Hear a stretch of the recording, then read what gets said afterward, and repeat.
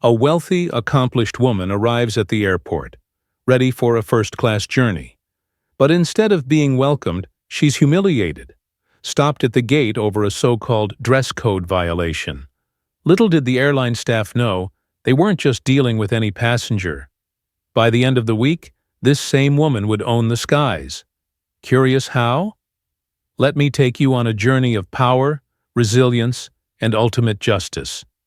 The airport was alive with its usual morning symphony, a blend of overlapping announcements, hurried footsteps, and the faint hum of conversations. Naomi Ellis stepped through the sliding glass doors with an air of quiet confidence.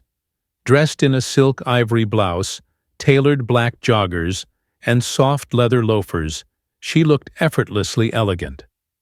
Her hair, swept into a neat bun, framed her face, which carried the calm assurance of someone accustomed to navigating life's challenges and winning.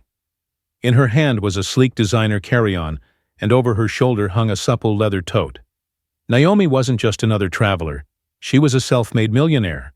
Through years of grit and innovation in tech startups, she had turned her vision into a business empire. Yet she knew her wealth didn't shield her from the sting of prejudice. It was a lesson she'd learned too many times. Today, however, she hoped for a simple flight to Los Angeles, where a critical business deal awaited.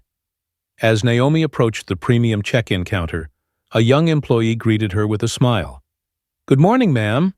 May I see your boarding pass?" Naomi handed her phone over without hesitation.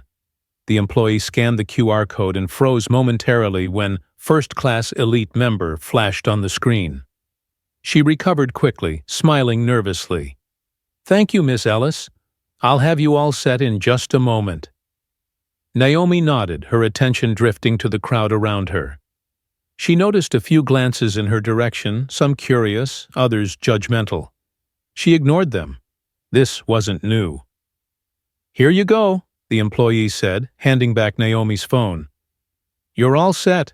Boarding starts in 30 minutes. Naomi thanked her, took her documents, and walked towards security. That's when she heard it, a clipped, commanding voice. "Excuse me, ma'am. A moment, please." Naomi turned, finding herself face to face with a stern-looking woman in a navy blue uniform. The name tag read, Karen Benson, Customer Service Manager. Everything about her, from her tightly pursed lips to her scrutinizing gaze, exuded authority tinged with judgment. "Yes?" Naomi asked, her voice calm. "I need to speak with you about our dress code policy for first-class passengers," Karen said, her eyes flicking up and down Naomi's attire. Naomi frowned slightly. "I wasn't aware there was an issue. Is there something wrong?" Karen folded her arms, her tone growing colder. "We have standards in place to ensure the comfort and dignity of all our passengers in first class. Your outfit, well, it doesn't quite align with those standards." Naomi blinked, momentarily taken aback. "I'm sorry, but I'm not sure I understand. These are designer clothes, and I fail to see how they're inappropriate." Karen's lips curled into a tight smile. "It's not about the brand, ma'am. It's about maintaining the right image for our premium passengers. I'm afraid I'll have to ask you to either change or rebook in economy." A murmur rippled through the nearby travelers. Naomi's cheeks burned, not with embarrassment, but with indignation. She took a deep breath, her voice steady but firm. "I've flown with this airline many times in first class, wearing outfits just like this. Perhaps you could clarify what exactly the issue is." Karen's smile disappeared. "I don't make the rules, ma'am. I just enforce them. Now, if you'd like to proceed, you'll need to comply." By now, a small crowd had gathered, their curiosity piqued.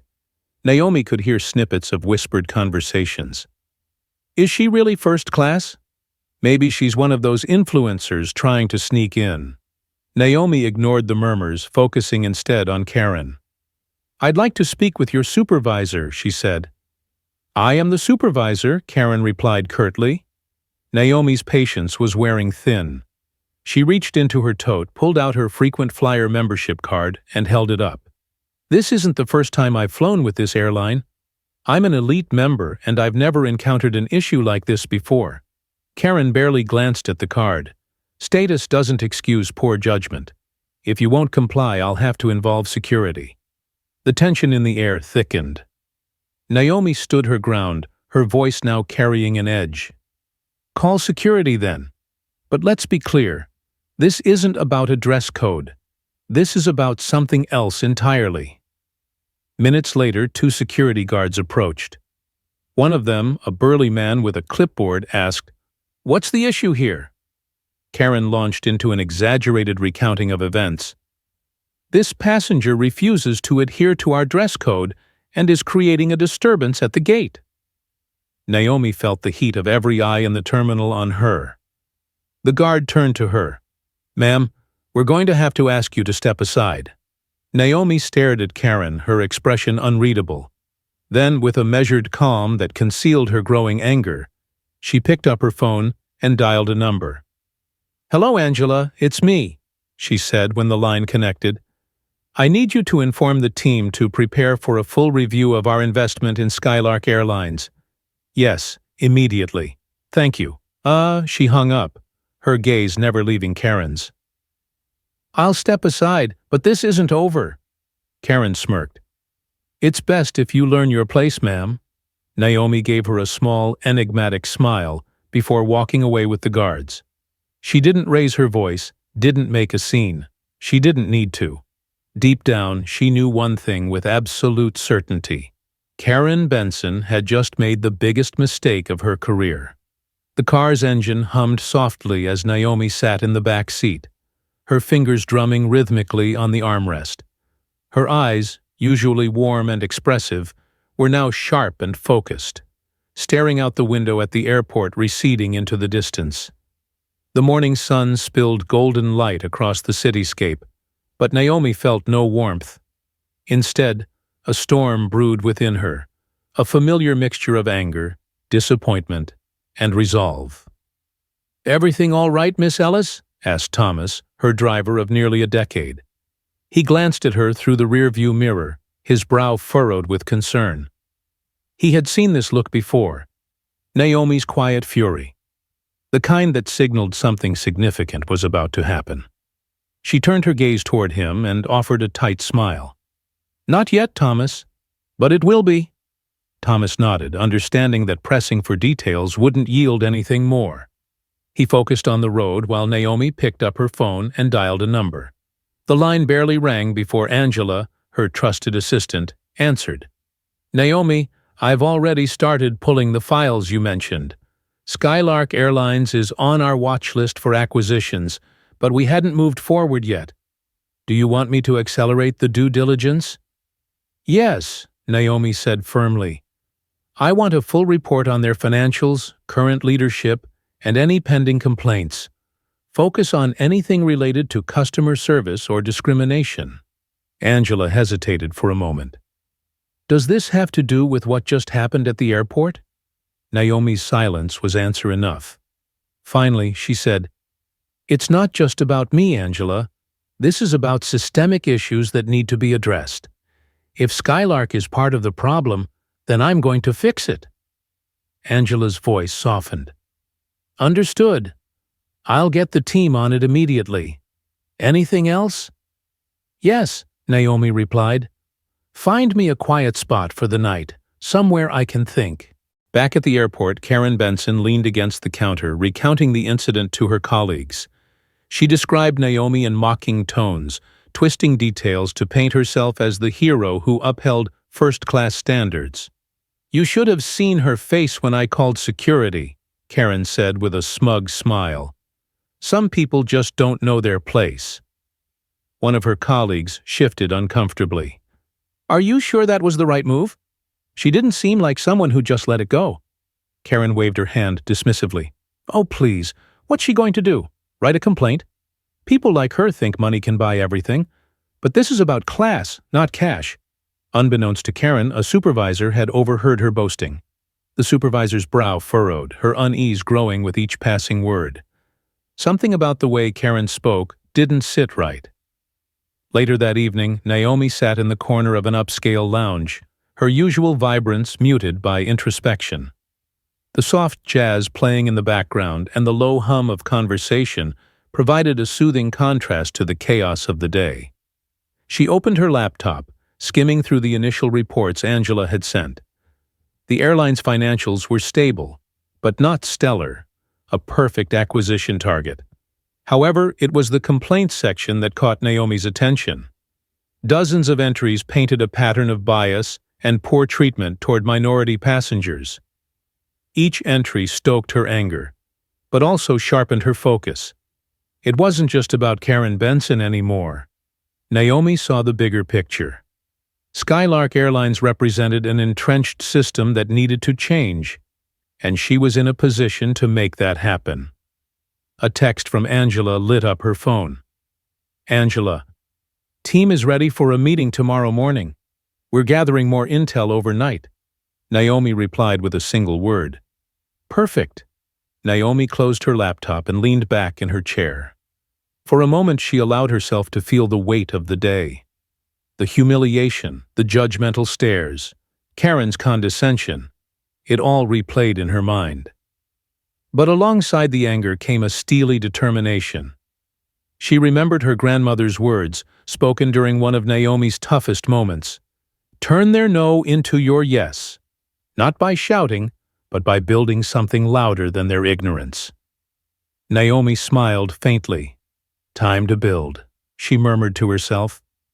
The storm within her wasn't just rage, it was a force of change, one she would unleash at the right moment.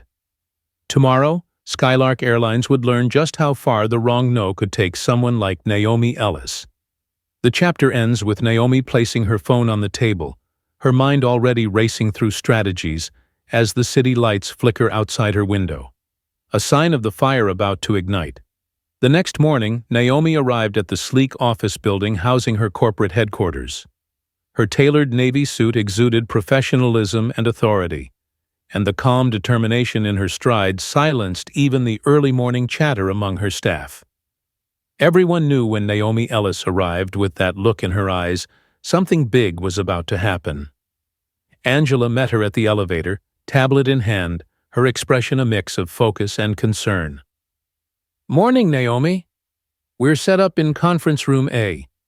The team has a full report prepared, and there are a few surprises you'll want to see. Good, Naomi replied, stepping into the elevator.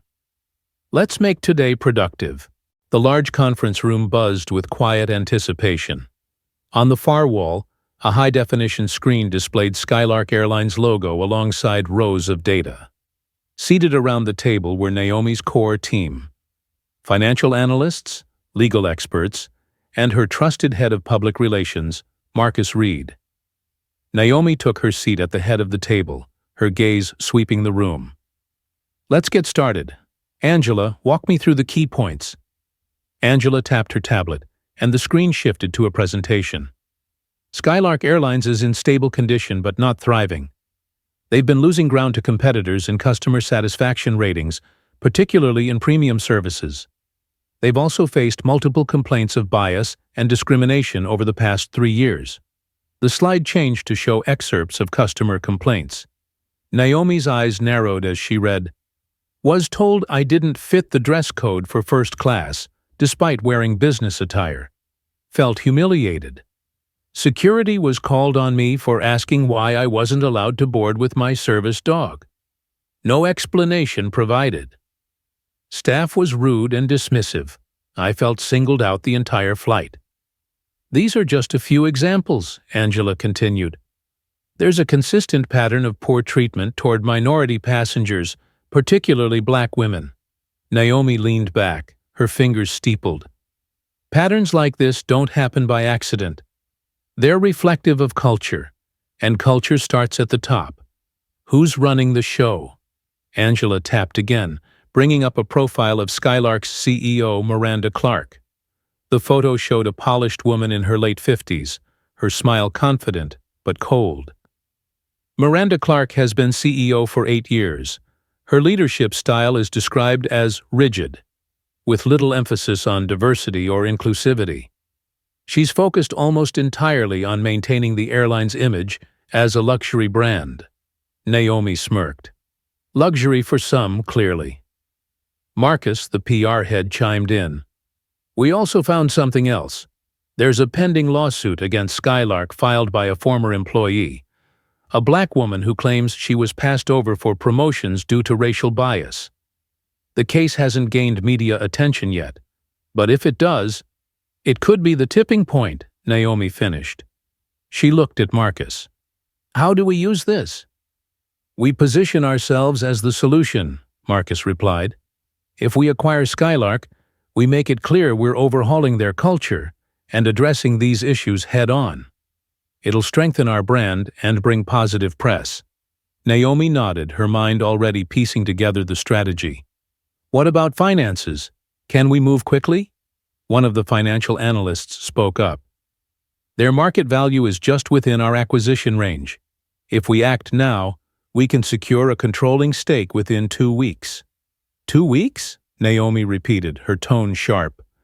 We'll do it in 1.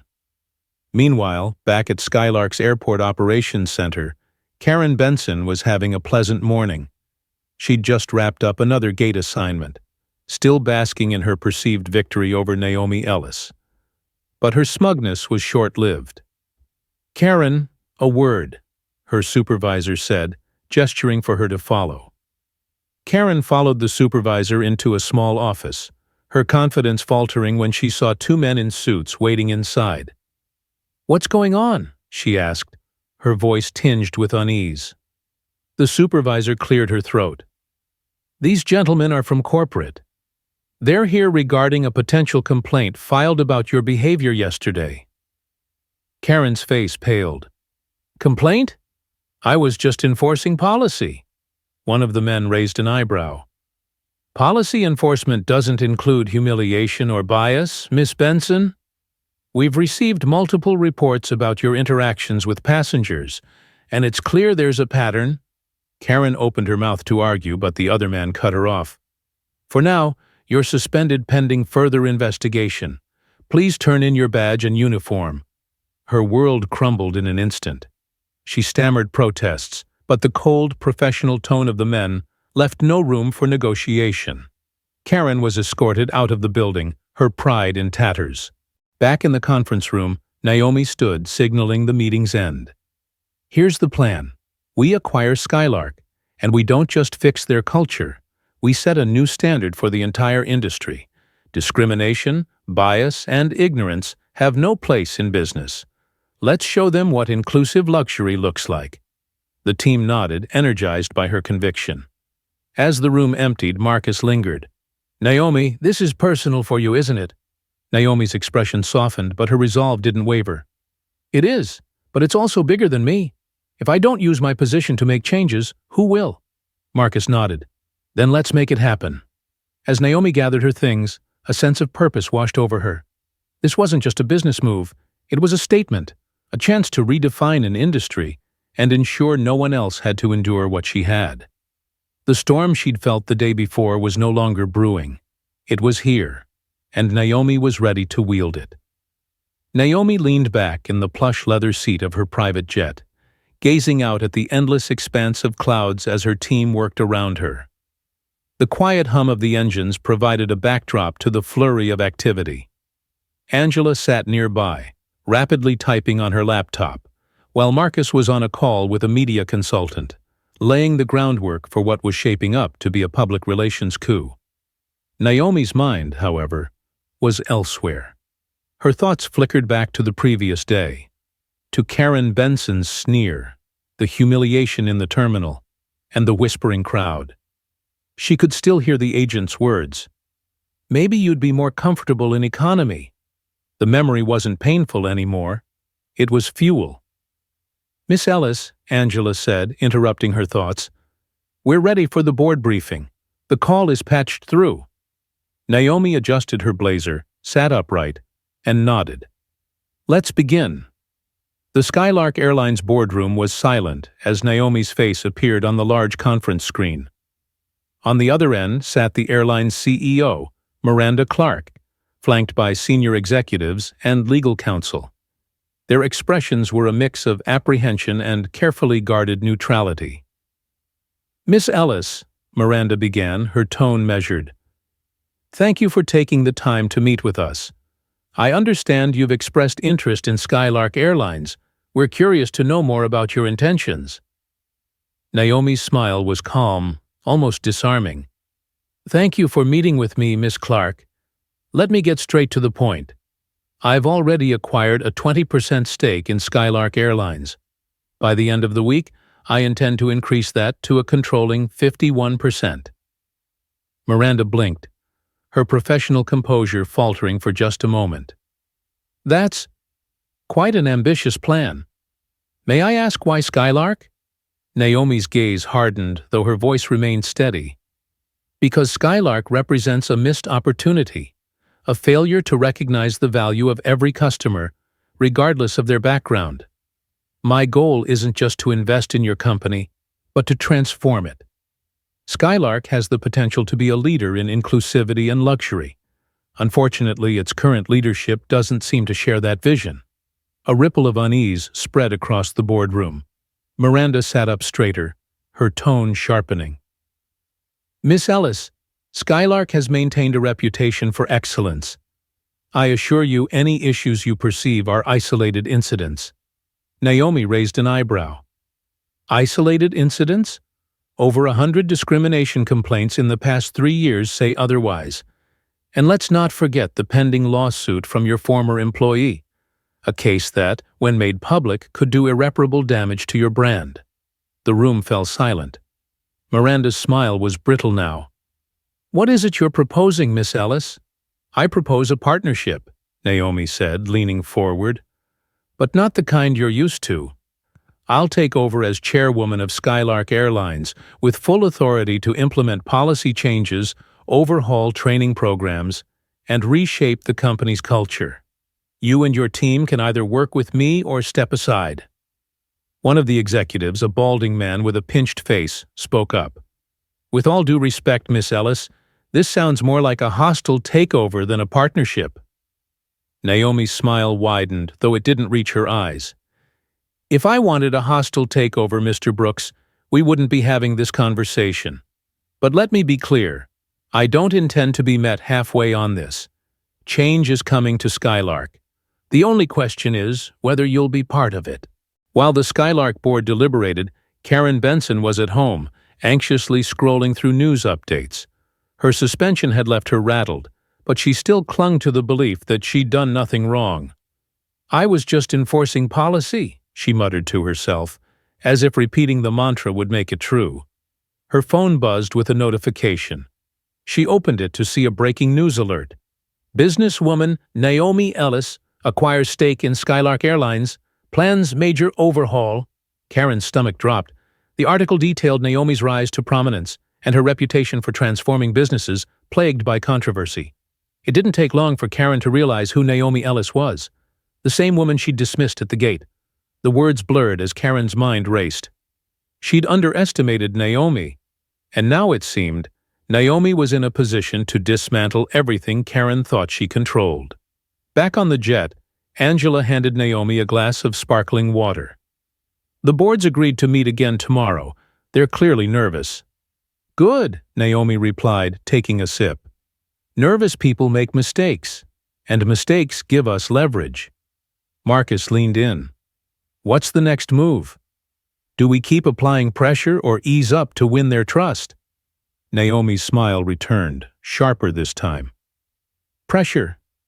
They need to know this isn't just about business. It's about setting an example." Angela hesitated.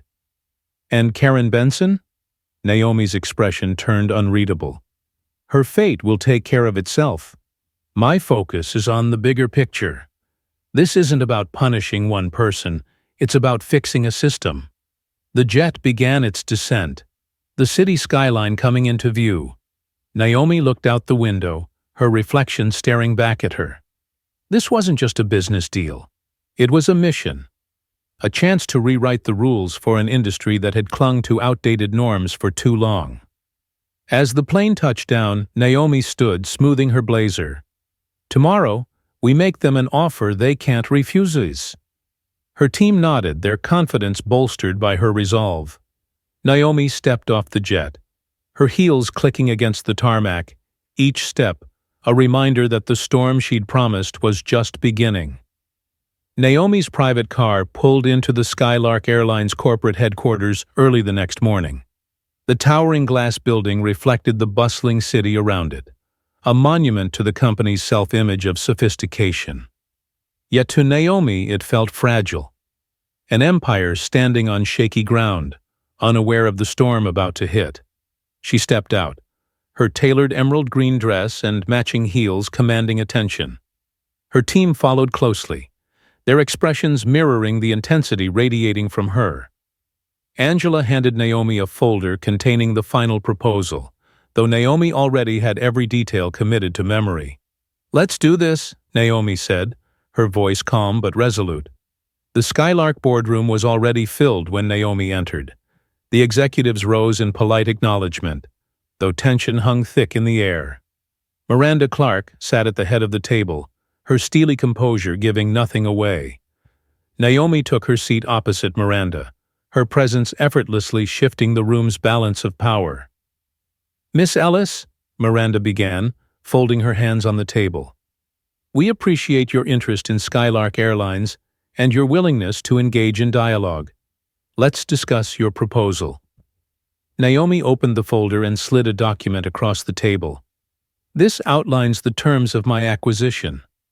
As of this morning, I've increased my stake to 35%, with additional purchases pending approval from key shareholders. Once finalized, I will hold a controlling 51%. A murmur spread through the room. One of the board members, a wiry man in glasses, leaned forward. "Miss Ellis, your proposal is aggressive. You're essentially demanding full control of Skylark. That's unprecedented." Naomi met his gaze, unflinching. "What's unprecedented is the damage your company's leadership has allowed to fester. I'm offering more than a buyout. I'm offering a future." Miranda leaned back, her expression cool. "And if we refuse?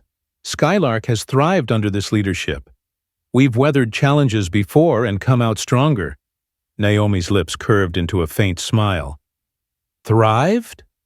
You've lost market share to competitors in every luxury travel category over the past 2 years.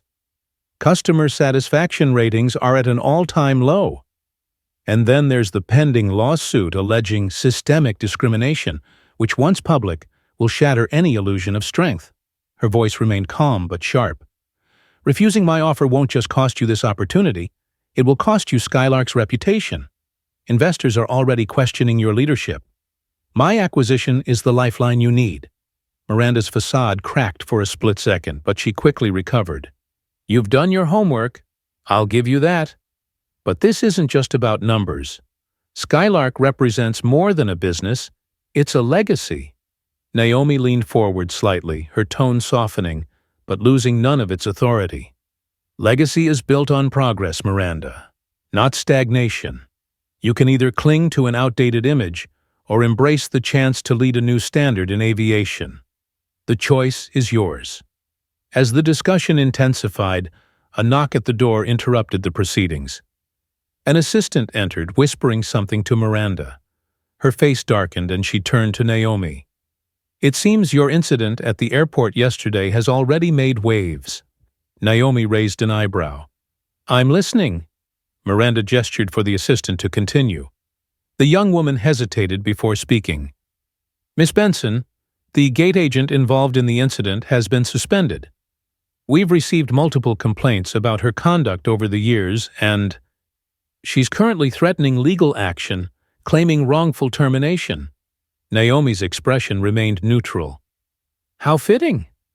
Miss Benson may have been a symptom of Skylark's issues, but she's not the disease.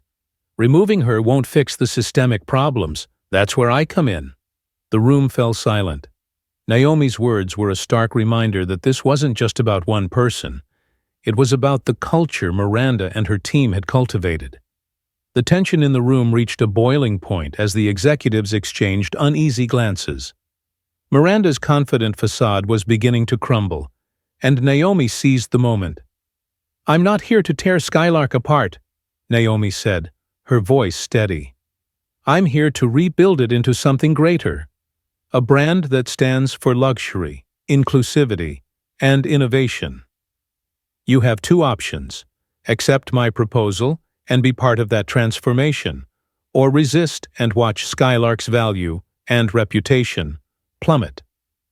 One of the younger board members, a woman who had remained quiet until now, finally spoke. "I've seen the data. Miss Ellis is right. We need change, and we need it now." Miranda shot her a sharp look but said nothing. The room seemed to collectively hold its breath as Miranda sat back, weighing her options. After a long pause, Miranda finally spoke. "If we agree to your terms, what happens next?" Naomi allowed herself a small, triumphant smile. "We begin the transition immediately. I'll take over as chairwoman and implement a complete cultural overhaul, starting with mandatory inclusivity training for all employees. New policies will be established to ensure transparency and accountability. Skylark will become a leader in the industry, not just in luxury, but in equity." The board murmured among themselves, some nodding, others still hesitant. Finally, Miranda sighed. "We'll need time to review the details." "You have until the end of the day," Naomi replied. "After that, my offer becomes non-negotiable." As Naomi and her team left the boardroom, Angela leaned in. "Do you think they'll agree?" Naomi glanced over her shoulder at the closed doors. "They don't have a choice." Her heels clicked against the polished floors as she walked out of the building, a satisfied determination in her stride. She knew this was only the beginning. The fight to transform Skylark Airlines and the industry was far from over. But for now, Naomi Ellis had made her move, and the pieces were falling into place. As her car pulled away from the headquarters, Naomi allowed herself a moment of quiet reflection. She wasn't just buying an airline. She was reclaiming a narrative that had too often excluded voices like hers. This wasn't just business. It was justice, one flight at a time. The sun was beginning to set when Naomi received the call from Angela. The board had voted. Skylark Airlines leadership had, begrudgingly, agreed to her terms. Naomi had expected resistance and wasn't surprised that the decision came at the last possible moment.